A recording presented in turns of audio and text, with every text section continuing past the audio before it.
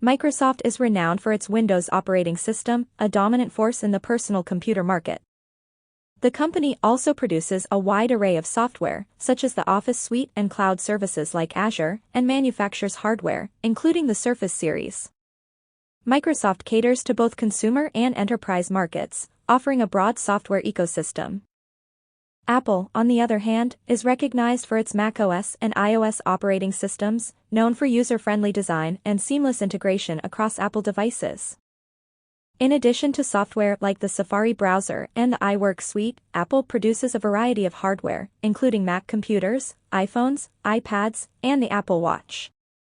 The company has cultivated a loyal customer base through its tightly integrated ecosystem. Linux, in contrast, is an open-source, community-driven operating system kernel that serves as the foundation for various Linux distributions. It supports a wide range of free and open-source software and is popular in server environments.